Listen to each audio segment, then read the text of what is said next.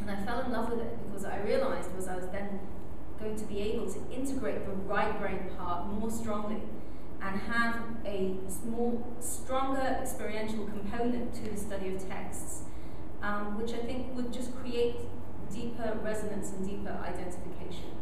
So basically that's what we're here to do today, is talk about this particular technique.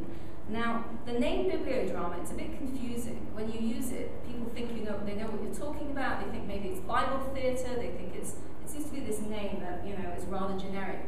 When I use it, specifically when I've been using it all these years, when I've been using it, I've been referring to this school of Bibliodrama. So I brought you this book. This man, Dr. Peter Pizzoli, from America, a Jewish man, basically imported some techniques from psychodrama to the study of the Torah, right? Combined two very different fields. And he also is, I think he has a PhD in English literature from Harvard, so he brought a sensitivity to the reading of the text, and basically combined all of those things to create this rather simple, deceptively simple technique. He used it for a number of years and then wrote a book about how to do it, and I've never trained with him, I hadn't even met him, I just read this book. And I began to do it. So I've basically done an awful lot more bibliodramas than I've actually experienced as a participant, which is a little sad because I actually do enjoy experiencing them. And sometimes when I'm running them, those of you who know me see me suddenly run into the crowd and start answering because I can't help it. I want to participate as well. So I'm going to pass this book around just in case you want to sort of flick through it while I tell you a bit more about it. Don't feel you have to. You can just pass it on.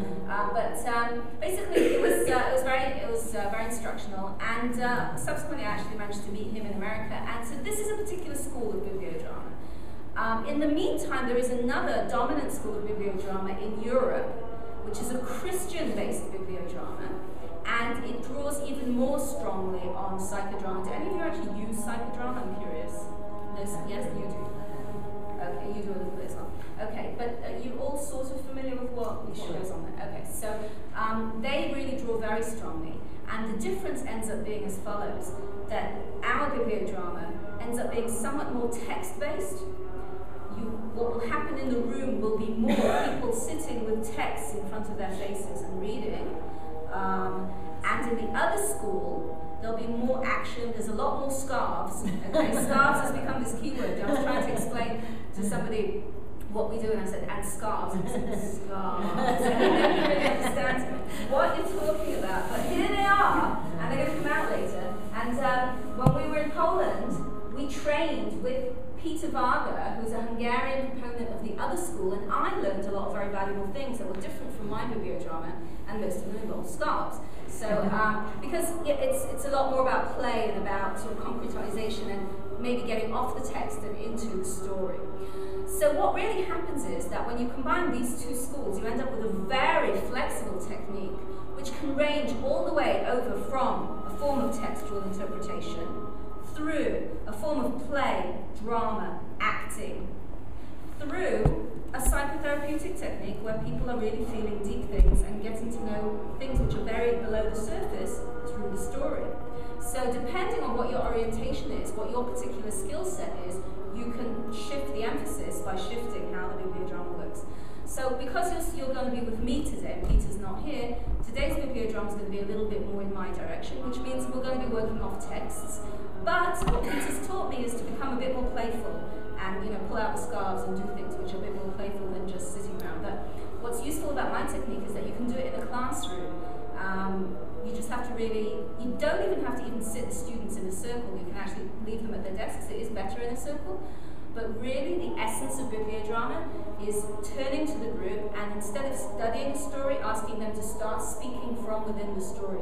So really the essence of the condensed essence of bibliodrama is to basically ask the people to respond in first person.